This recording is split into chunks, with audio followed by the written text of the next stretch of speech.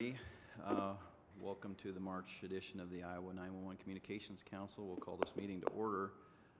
First, we'll try to see if we have a quorum here. How many people do we have on the phone on the council? Jack Mark D'Angelo's Murphy here. Rob Denner. Three.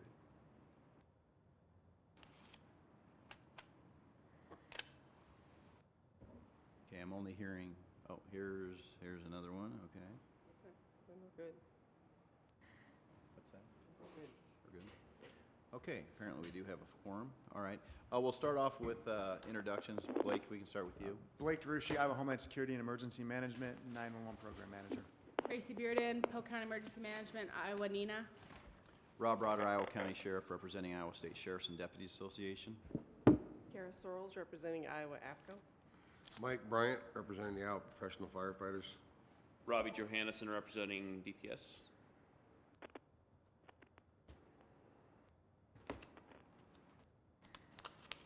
Okay, and we don't have a microphone to go out into the audience, so welcome nonetheless. Could I please get a motion to approve today's agenda? Do So moved. you have a second? Second. Any discussion? All those in favor? Aye. Against? Motion carries. And then likewise, a motion to approve the minutes of February 13th meeting. So moved. Second. Any discussion? All those in favor? Aye. Aye. Against? Motion carries. Blake?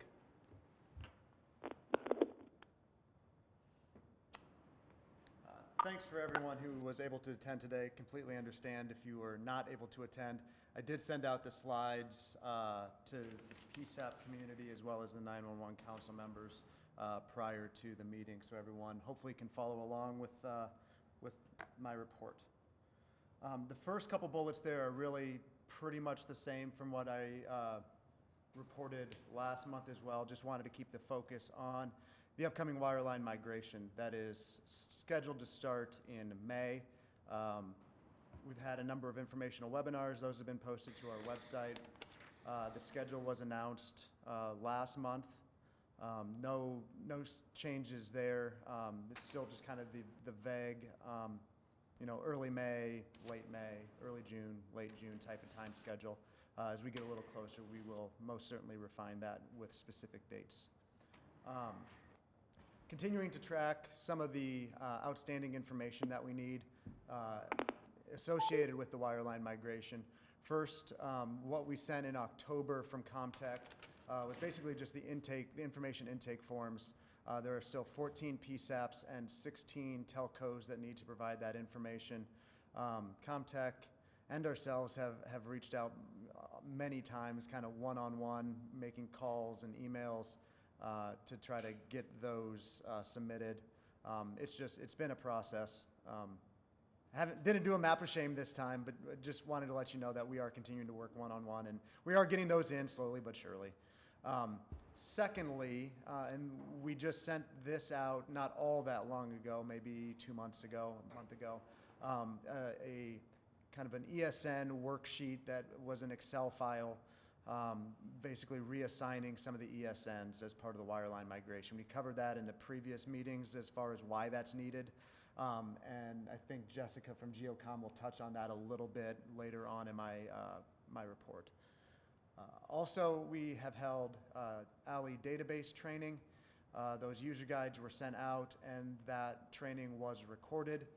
We didn't post those trainings to our website, but I did send out the links.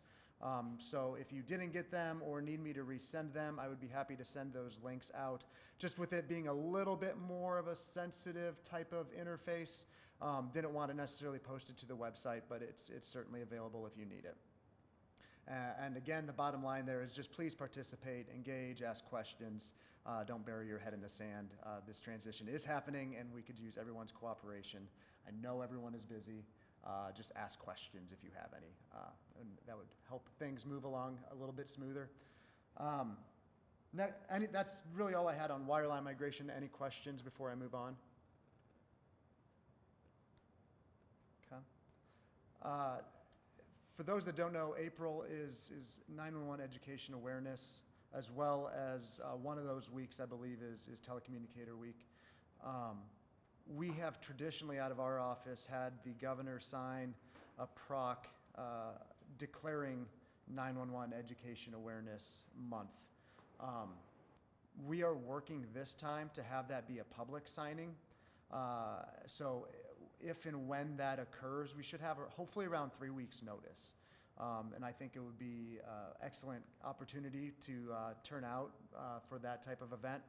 If anyone's interested, when we know the details, if it actually comes to fruition, I'll make sure to get that information out, but wanted to put that on people's radar. And it wouldn't be a meeting in 2020 in March if we didn't talk about COVID-19. So from our office, Department of Homeland Security Emergency Management, the State Emergency Operations Center is active. I'm not sure about necessarily over the weekend, but we have had people in all week, and I'm sure we'll continue to have people in next week as well. So from a 911 standpoint, we did send out the IDPH information to 911 answering points. That's basically some screening that we're asking call takers to go through. And I know that's small. If anyone needs it again, I'm happy to send that out. That has not been updated since the last time I sent it out, so that's been a week or two. I've not heard that IDPH is preparing to send any other updates, but again, we just recommend that your call takers, your telecommunicators, kind of use that screening method for COVID-19. Also yesterday, I thought a really good question was asked, so I wanted to make sure to get that information out as well. The question was asked about basically privacy concerns regarding if there is a potential patient and how to transmit that information to first responders and EMS that might be attending to that patient that calls 911. The answer there is directly from IDPH that, and I'll just read it for those that might not have it in front of them. So this is the HIPAA guidance for PSAPs. The PSAP should communicate information regarding concerns of signs or symptoms and risk factors for COVID-19 immediately to EMS before arrival on the scene in order to ensure the use of appropriate personal protective equipment for the EMS provider. It is at your discretion if that is over the public air or by a more private communication mechanism. So the message there is they need the information. How you get it to them is up to you. Ask your county attorney. Follow your best practices that you normally do for those type of incidents. Any questions on COVID-19?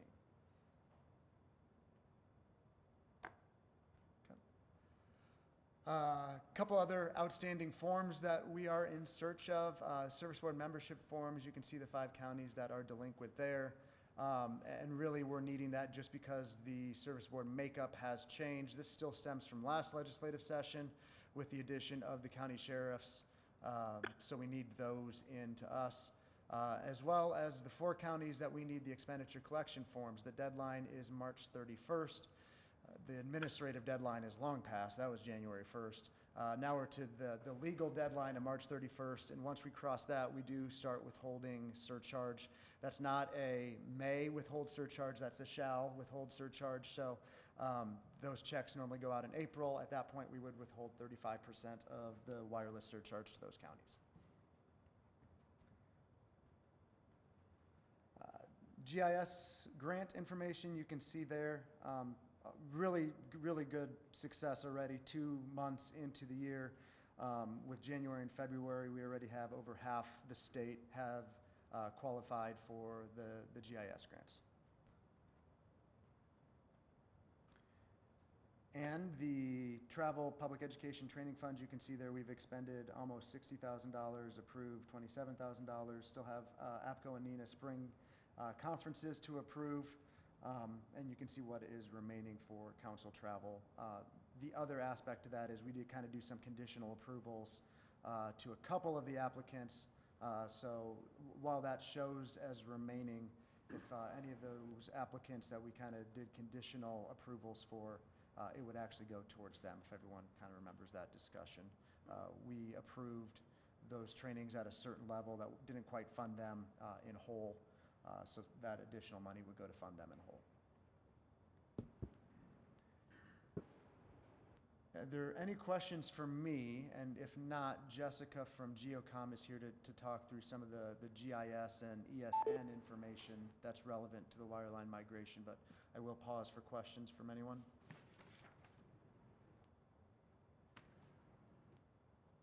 All right. Just there, okay. Good morning and thank you for having me today. So we've been talking about GIS for a long time and the necessity of GIS for Next-Gen 911 call routing. So as we have been working through everything in the state of Iowa, we have looked at how are we going to transition from Enhanced 911 to Next-Gen 911. So I wanted to give just a brief update because we have been working so hard with this. So I want to talk a little bit more about the current state of Next-Gen 911 data, then talk about how are we transitioning through the use of a GIS-based MSAG, and then the transition to Next-Gen 911 GIS-based call routing. So Blake mentioned this a few minutes ago. Right now, we have 47 counties, so almost half of the counties in Iowa and or regions, because the SCI is considered one entity for our GIS purposes, at or above 99%. So that is really as close as you can get to 100%. Because GIS data changes all of the time, it's going to be very difficult to get to 100% and stay there. So having 47 counties there is awesome. We also have 31 counties that are above 98% but below 99%. What that means is they are ready to begin thinking about the transition to Next-Gen 911. And overall, 78 of them are very well positioned for Next-Gen 911 call routing. With that being said, we still do have 15 counties below 98%. Most of them are in the high 97s. We have a couple of them that are now going through map data development to even get them on the board. So there's a couple of them that we haven't seen data from for about 5 years, and the accuracy of their data was not very great at that point in time. But they do have active contracts and are getting that taken care of now. So Blake mentioned the benchmarks and how many jurisdictions have met the benchmarks. If we look at the first half of this grant cycle, you can see that we had 8 in July and 13 in August. In January, we had 23 qualify, and in February, 27 qualify. That is a huge dramatic change or shift in the way that GIS data is being provided for Next-Gen 911 purposes. So it really is a benefit to everybody to see all of these numbers go up. Now, what is the most obvious outstanding GIS item that we need to continue to work on to really transition to Next-Gen? That is our boundary gaps and overlaps. And specifically, how do the counties align to each other? So we have to have a statewide data set because we don't want to have any areas that either have a gap or overlap where default call routing may occur. So we want to make sure the boundaries are aligned. So we'll continue to look at these gaps and overlaps and resolve them. Now it looks like there's a whole lot of dots on there, but in the reality of things, it's not that difficult to accomplish creating this seamless statewide data set. Okay, so one of the benchmarks for transitioning to Next-Gen 911 is how does the alley map to the road center line? Because the whole goal of the GIS-based call routing is to supplement for that tabular-based alley and MSAG. So as that goes away or it migrates to the Next-Gen Core Services components, we need to make sure that as we are looking at this, all of our wire lines are mappable to a location in the GIS data. So we specifically are looking at the alley to road center line. As of right now, the benchmark is 95%, but we have 19 of the counties or regions that are at or above 98%, which is the benchmark we look at going to Next-Gen. So we have 19 counties that are there. About 20% are well positioned for what we call a GIS-based MSAG, and I'll talk a little bit more about that in a minute. And then we have an additional 15 counties between the 97, almost 98%, and the 95. So a large majority of the state is well positioned to go to a GIS-based MSAG. Again, we have these few handful of counties that are under 95%. In this case, there's 16, and we had 15 that were below the benchmarks for GIS. And we continue to work with them. One of the things as we are looking at the transition to a GIS-based MSAG, which mainly means we are going to replace the local MSAG with the GIS road centerline tabular data. So basically, it's just a replacement of one tabular road set with another. We are finding that there are some overlaps between jurisdictions. And I know that the map is not very big on there and that the colors probably aren't the best. But what I want to point out are there are a couple of areas when we look at the PSAP boundaries that are overlapping. So I have some marked up here, PSAP A through E, or letter A through E. In the southern portion of this county, you can see that there's a combination of both orange and blue dots. What that means is there are alley records attached to those roads in that area, the exact same area. So as we are walking through this process, we really need to determine what is the reason for this mesh of alley records being in the same area between two different PSAPs, and is it supposed to be one PSAP or the other PSAP, and what can we do in the road centerline table to ensure that these wire lines continue to be routed in the future just like they're routed today. That's one example. There's another example here where you can see orange dots and blue dots intermingled. One thing that I might mention is that this really seems to be a cause of the legacy exchange boundaries that were used way back when to develop the call routing, and not necessarily maybe the PSAP boundary per se. So just be aware that we are going to be working through these. The impacts as of today, there's nothing on the enhanced 911 because we're using the traditional MSAG and alley. But as we move towards the GIS-based MSAG and GIS-based call routing, this does have the potential to delay transition. So as we work through these, and we have some time based on kind of our tentative timelines, based on everything else that's going on in Iowa, that we can mitigate this and be prepared to go to a GIS-based MSAG sooner rather than later. So I believe a couple of months ago, Blake, I sent out an email and I said, hey counties, if you know you have MSAG records, alleys, TNs for surrounding jurisdictions, could you please let me know? So I've put together the list of those jurisdictions who have told me that they have some kind of overlap, whether they impact call routing or not. And so you can see this is one set of list, and then the next slide has another one. I will say that a few of these we have already resolved. There are some small cities, municipalities that sit on the boundaries of two jurisdictions, two counties, two PSAPs. And for those, we're able to easily get both GIS people on the phone and work together to get the appropriate MSAC community and ESN.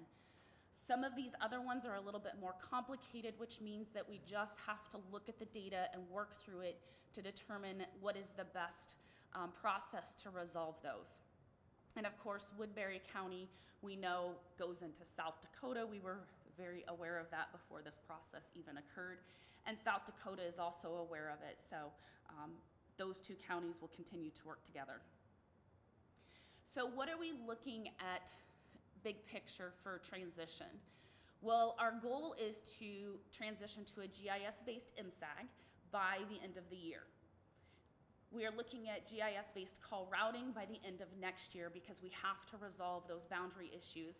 And while the MSAG and alley being able to work out between PSAPs which ones those need to go to, the alignment of boundaries is going to be a bit stickier because, you know, nobody likes to move their boundaries even though it's just for call routing. So that will take a little bit more. So the key to meeting these goals is really cooperation and coordination between all of the stakeholders. And we're talking GIS people, 911, the state, ComTech, and GeoCom. So we'll continue to work together to make progress in this area. That is all I have. Does anybody have any questions?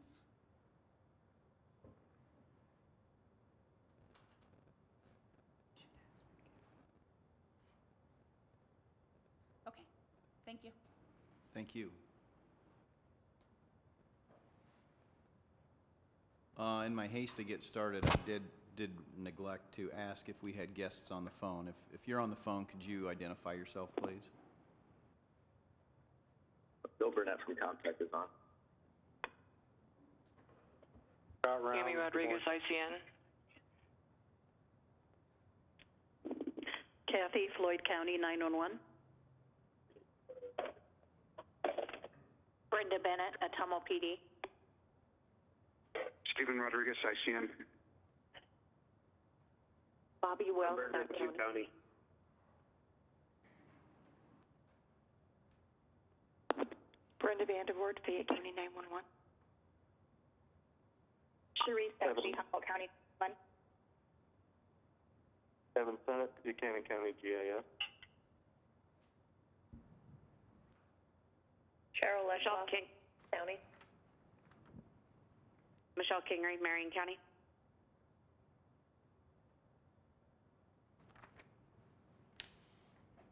Okay, thank you and welcome. All right, Blake, did you have any further? Okay. I don't believe we have any training fund requests. Chris Myers.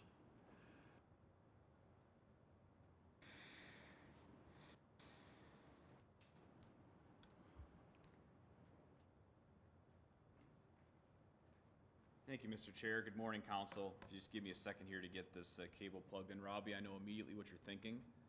Nerd. What's that? Nerd, 2 laptops, right? I hear that from them all the time. So, good morning. A couple of things today. Quick notes. We do have a new ISIX board member. Sheriff Jason Schlutenhofer from Wright County has been added to the board. His first meeting will be today. He will be representing sheriffs and offices. We are working on some more of our TA requests that have been approved by ECD and CISA. We have an SOP development TA that is basically locked in for March 24th at HSEMD in Windsor Heights. Blake's been instrumental in helping us get that set up. That is basically open for those of you that are communications planners and administrators or those tasked with figuring out what you're going to do. The feedback we've gotten from other states is that it's a very good TA and been very informative, and we'll take as many people as we can get. I think we currently have about 20 or so registered for that. We are also working on a couple of other TAs that we're ready to talk about. One of them is going to be an encryption set of TAs. Encryption has been a big thing in Iowa the past couple of years. We're going to work on trying to help agencies sort through the nebulous thing that is encryption. At this point, it looks like we're going to have 2 courses. One's going to be a webinar for decision makers. Think your sheriffs, your police chiefs, your communications planners, lieutenants, majors, things like that, to kind of go over all the elements that decision makers need to know about how to look at encryption, evaluate it, and possibly implement it for your agencies. The second is going to be an in-person meeting in Des Moines. That will be for the technicians. So if you've got someone in your agency that is charged of doing all that techie stuff, this will be for them because that's where they're going to get down to the brass tacks of how the stuff actually functions within radios and within a system. So those are coming. Look for those announcements soon. We also recently had a set of test calls for the PSAP grant on March 11th. So far, we have 10 PSAPs that have not yet been able to answer a test call. Most of those are because those things, the control stations and consulates, are not installed yet. So we're making good progress. If you think about 113 PSAPs, ordering over 100 pieces of equipment, we're doing pretty well. As far as some more specifics on that, we did take delivery of some of the last equipment that we were going to probably order last week. We're working on programming. For those of you that want training, we have another regional training session scheduled for March 24th in Ida Grove. That is geared towards your frontline dispatchers, so they're more than welcome to go to that. We also have an additional training session scheduled for April 16th in Charles City. Again, I think frontline dispatcher training, they can all come. We'll go over everything with them there. We're working on some of the final logistics for RIC 1 training, but it looks like that will be in Ames on April 22nd. So that'll cover all the regions so far. Typically, there'll be some FirstNet stuff included with that as well. So it'll kind of be once over on everything interoperability that's been evolving in Iowa. We're also still offering one-on-one PSAP training. I know Robbie and I have been to several PSAPs. We'd love to go to more. I can't, how many have you been to, Robbie, now, if you don't mind me asking? Between 30 and 40. Yeah.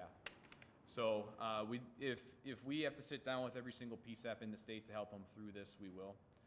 That training's there. There's no cost to it, and we're more than happy to do it. ISIX applications up for approval, well, I guess last month that were approved. Mapleton PD came on as a level 2 user.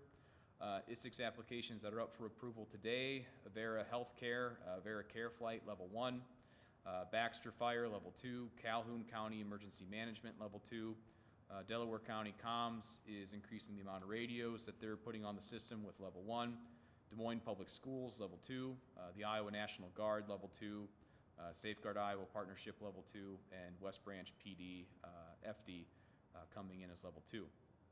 So that's the basic update on some board activities recently. One thing I did want to give the council an update on, since this directly affects PSAPs, the status board program you've heard me talking about over the past several months, it actually does exist, and I have a demo ready to go for you guys today. We'll just roll through it quickly. We're starting to gear up for pilot testing. That's expected to start in the next couple of weeks, and we're still looking at a wide-scale release of this Q2 of this year. So when your dispatchers come in, assuming this is at the center, this is what they'll see when they open up the website. They will see this website, they'll be able to log in, and then at that point it will bring up what they feel like they need to see. They'll see several tabs. One is an all tab, that's just there by default. We've got situations set up for local stuff that can be added to this, as well as the interoperability piece. Now, the whole goal of this program is to give your dispatchers situational awareness of what's going on. So I know that's a little bit of a tight screen up there, so I'll zoom in a little bit. But the whole point of this is to try to increase situational awareness with the dispatchers, because ultimately a lot of the stuff that goes on starts in dispatch with a 911 call, and then there's some sort of response that's generated. And coordination is key for some of that stuff, especially when you're talking about larger systems. So if we're in Region 1 here, and let's say we've got something happening, since Region 1 is sizable, there's always the question on what resources are available to use. This basically tells them. When they log in, they'll see something that says resource available, resource in use, or resource reserved. So resource available means it's free, it's open, no one's using it at this point. Feel free to use it at your liberty. Resource in use means someone's actively using it. And resource reserved means that someone's going to be using it over the course of the next 6 hours or so. And I see that Des Moines State Radio came in and used TAC 15. The nice thing is that we can add contact information to whoever has a resource reserved. So if you need to contact them with a question, we can put in whatever contact information you want. We can put in their email address, phone number, things like that. The other thing, if your dispatcher needs to use a resource, it's as simple as one click. So you just click on the queue in the upper right. You get a pop-up that says now that you have clicked on that, it is now reserved. And then if you see the timer here in the lower left part of the screen, all the browsers that are logged into this will refresh every 30 seconds. So within 30 seconds, anybody that is within your region, or in the case of being statewide, will see that now I'm using that talk group for whatever reason. And if you were to have a question for me, you could actually click on my name and it will open up an email dialog box. And you could email me, you could call me, my phone number's posted there also.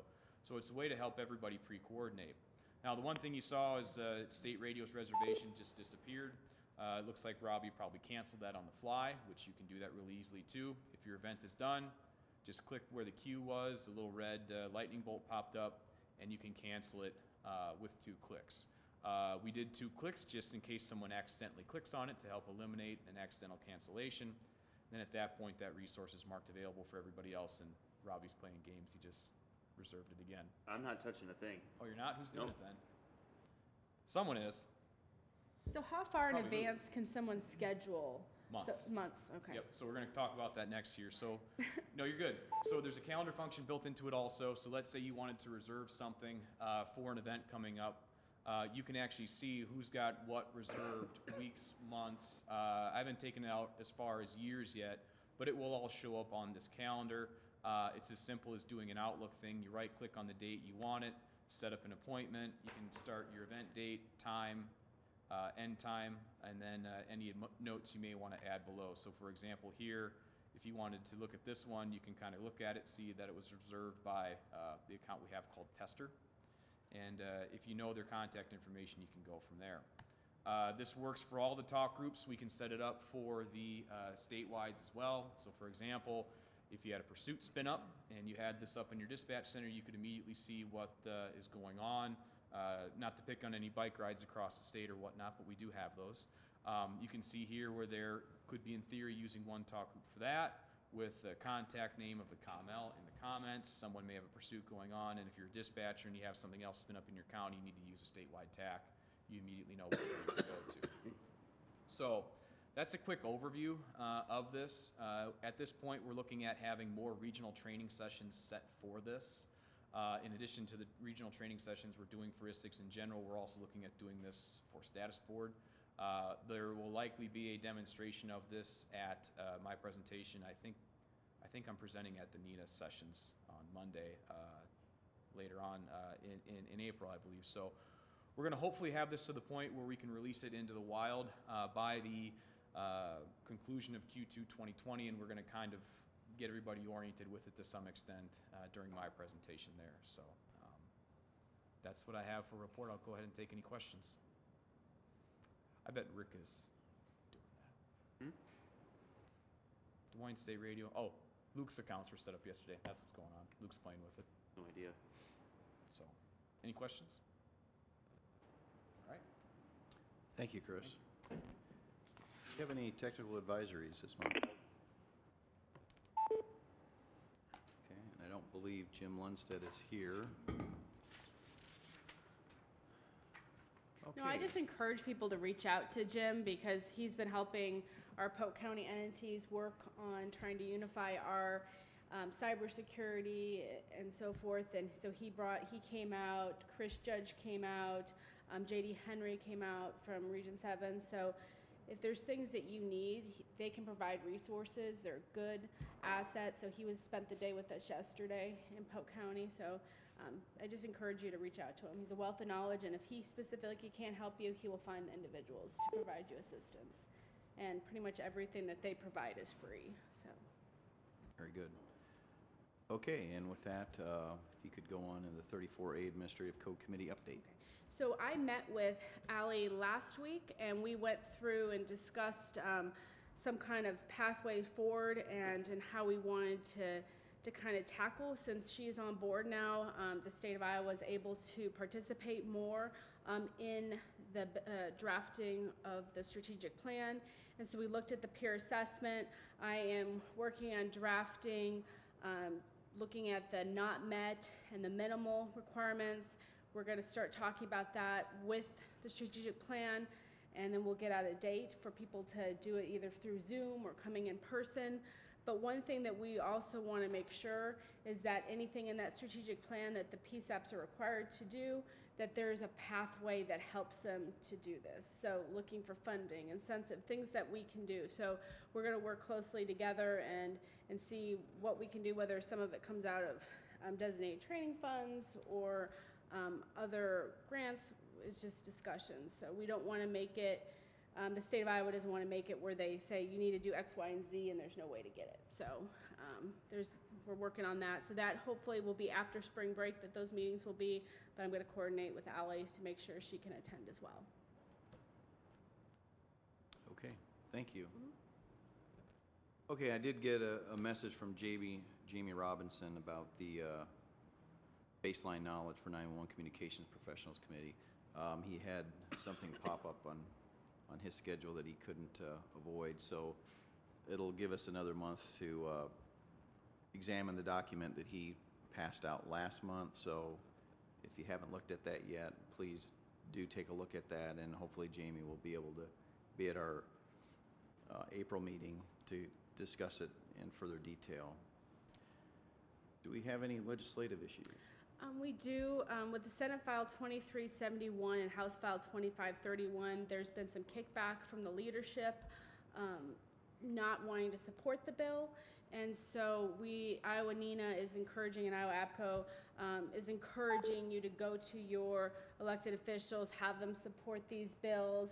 And, you know, I was on a webinar yesterday, and they were talking about, or the day before, they were talking about how do you become a protected class, how to become a protected class, and they said take it in like little bits and pieces and chunks, and so that you're starting to get what you would receive as a protective class, but it's in smaller chunks. And I've heard some concerns that that's what they're afraid is going to be asked for next at this protective class. So hopefully we can get that support, and if not, then maybe try to follow some of that guidance where other states have taken in smaller chunks and try to get those benefits that way, but there's more ways to do it. And once I get those slides, I can give them to Blake so that he can pass that and distribute it out, because there was a lot of good information. People couldn't get the support the way they needed to do it, so they did it another route. And so hopefully this can be passed, but if not, there are other avenues. Okay.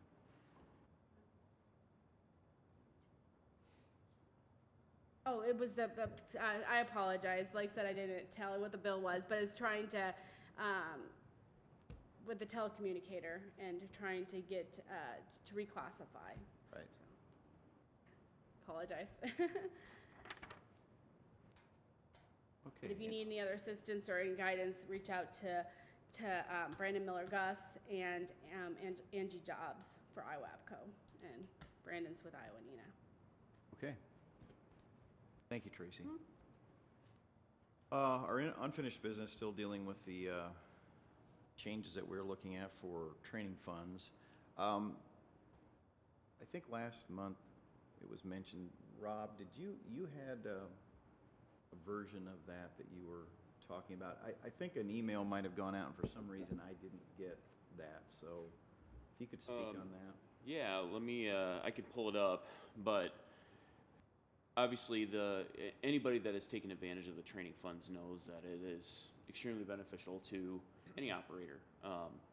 The idea that I floated was to set a cap on how much per student, rather than having any counties who want training yet can't have training because their budgets are set 2-3 years in advance to provide this training that in the field they say it's free, but yet it's funded by this committee and by the 911 Council and Blake. So obviously this was set up by the Hancock County training that was $18,000, and I believe they had a total of 20, maybe 21 folks, 22 folks. You know, and that's a lot of money per student. That was just my idea, to set a cap per student.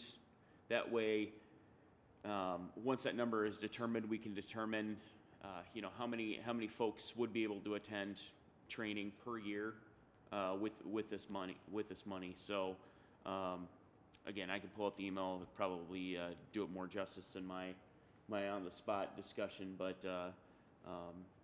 just crunching the numbers, seeing different ideas, I think that's at least how I feel it should go, but obviously this is up for debate. Okay.